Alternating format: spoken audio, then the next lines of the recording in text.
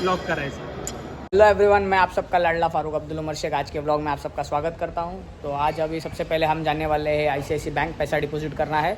उसके बाद जाएंगे राजेश मोबाइल्स में, वहां पे एक एयरपोर्ट्स लेना है और फ्लिप 6 का इंक्वायरी करना है, तो वो भी करेंगे। और उसके बाद हमें नगर पालिका जाना है। नगर पालिका में कुछ आज है, तो आज चलते हैं नगर पालिका, वही स्पेशल वीडियो है आज का। अभी निकल चुके हैं राजेश मोबाइल से एयरपोर्ट्स लेके, और फ्लिप 6 का भी इंक्वायरी कर लिया है, तो जल्दी आएंगे वो भी लेने के लिए। अभी यहाँ से हम लोग, मैंने जो बोला सरप्राइज़, हम लोग अभी जा रहे हैं नगर पालिका। नगर पालिका में कुछ है आज स्पेशल, तो जाते हैं देखते हैं नगर पालिका में। हम लोग अभी नगर पालिका के अंदर पहुँच चुके हैं, और नगर पालिका में आज 15 अगस्त है, इसलिए छत्रपति शिवाजी महाराज के सारे हथियार थे जो भी उनके लड़ाई के वक्त, वो आज यहाँ पे एग्जीबिशन में आया है। तो आज आपको उसी एग्जीबिशन का विज़िट देंगे।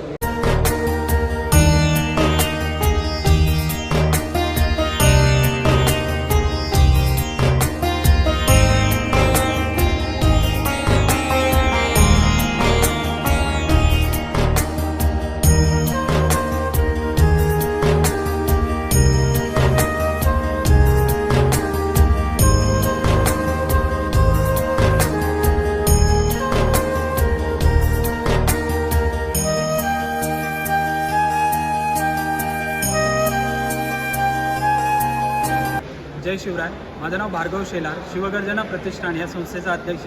आज आपल्यासमोर ऐतिहासिक नाणी आणि शस्त्रांचं प्रदर्शन आयोजित केलेलं आहे। त्यामध्ये आपल्याला बघता येईल की हे वेगळ्या पद्धतीचा भाला आहे, ह्याला विटा असं म्हणतात। ढाल आणि शिवाजी महाराज जे डोक्यावरती जिरेटोप घालत होते, त्याला मंदिल किंवा जिरेटोप म्हणतात, ते आपल्याला इथे पाहता येईल। महाराजांची जी लंडनला प्रिन्स ऑफ वेल्स म्युझियममध्ये तलवार आहे, तिचा फोटो आपल्याला इथे बघता येतोय।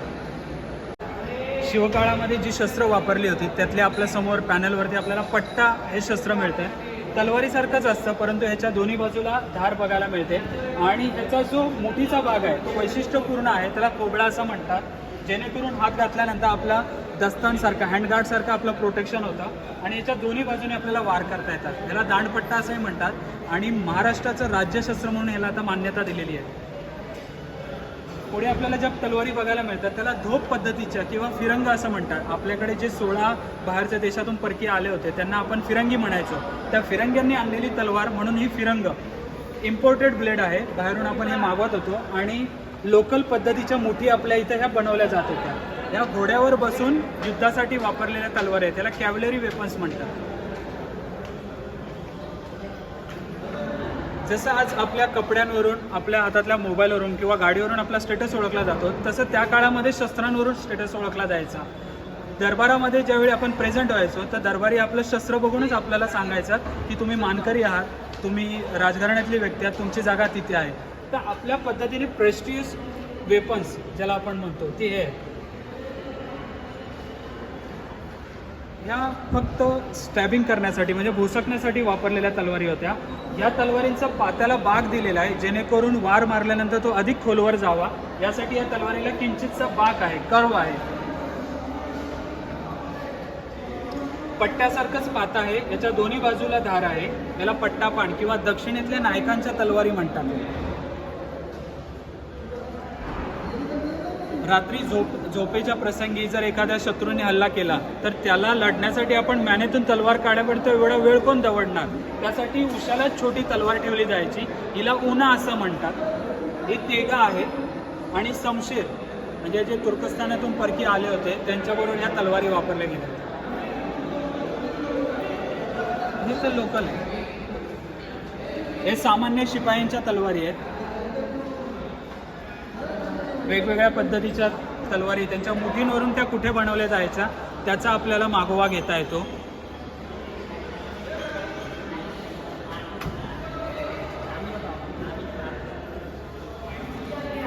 तलवारीच्या मुठीच्या मागे आपण बघू शकता की सूर्याचे चिन्ह आपल्याला बघायला मिळतात। या राजस्थानातल्या किंवा उदयपूरच्या तलवारी आहेत।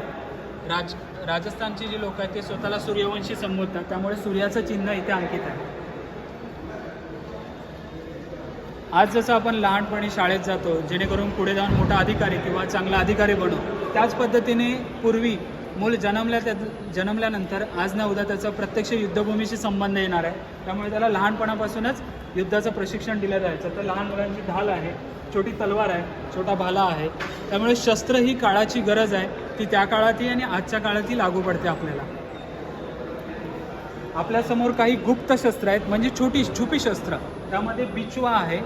बिचवा का की विंचवाच्या नांगीप्रमाणे याचं पातं आहे, ब्लेड आहे, त्यामुळे याला बिचवा म्हणतात. जांबिया, पेशकवच, खंजराली हे सगळी सूर्याचे प्रकार आहेत. अडकित्ता आहे, सुपारी कातत असताना अचानक हल्ला केला तर त्यालाच उलटं करायचं आणि त्याचा सुरा म्हणून वापर करायचा.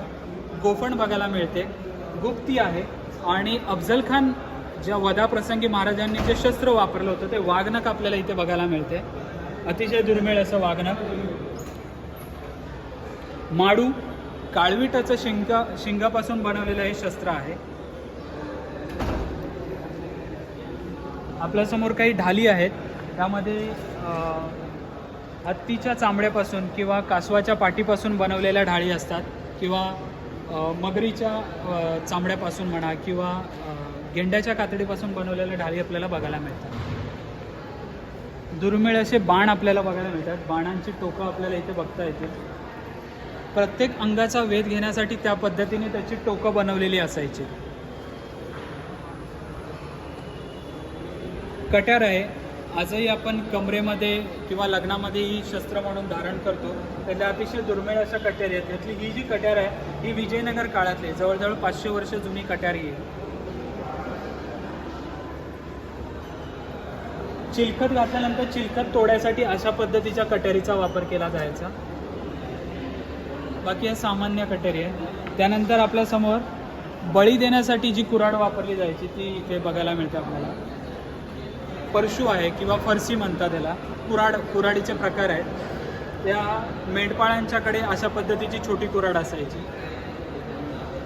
आपल्यासमोर इथे भाले आहेत. तर त्यामध्ये घोडदळातले भाले आहेत, हत्ती दलातल्या भाल्यांना आणि पायदळातल्या भाल्यांना पदातिकुंत म्हणतात, घोडदळातल्या भाल्यांना अश्वकुंत म्हणतात आणि हत्तीवरच्या भाल्यांना गजकुंत म्हणतात. अशा पद्धतीच्या भाल्याचं वर्गीकरण आहे.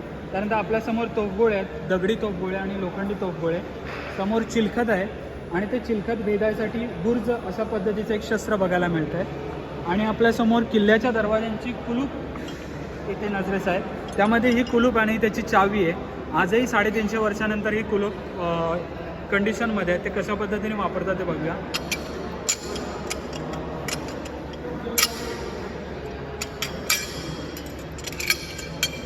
कडीमध्ये अडकवायचं आणि हा लॉक करायचा. तो बिना चावीचा हा उघडता येणार नाही आणि हे एवढे मजबूत आहेत की तलवारीच्या घावाने पण तुटणार नाही. तो ये सब है हमारे मराठी संस्कृति के सिक्के जो पहले यूज़ होते थे, बहुत ही अलग अलग टाइप्स के, बहुत ही अलग अलग वेरिएशंस के, जो पहले शिवाजी महाराज के वक्त में यूज़ किया जाता था. ये वही सब है और उसका बनाने का प्रोसेस पहले ऐसा होता था. तो हम लोग अभी आ चुके हैं नगर पालिका से. तो आज का वीडियो काफ़ी इन्फॉर्मेशन वाला वीडियो था. बहुत ही प्राउड मोमेंट है वो सब सारी चीज़ें देखने के लिए. मैंने देखा आज मेरे लाइफ में फ़र्स्ट टाइम इतने क्लोजअप से वो सारी चीज़ें देखी और आपको दिखाने का कोशिश किया है आज के वीडियो में. ग्रेट थैंक्स टू शिव गर्जना प्रतिष्ठान. उन्होंने काफ़ी हेल्प किया उस सारी चीज़ों को गाइड करने के लिए और उन्होंने ये सारी चीज़ें मेंटेन की है. तो थैंक यू सो मच. आज के वीडियो को लाइक कीजिए, कमेंट कीजिए, शेयर कीजिए और सब्सक्राइब द चैनल और ऐसे हमारे वीडियोस में बने रहिए. Thank you. Bye. Take care.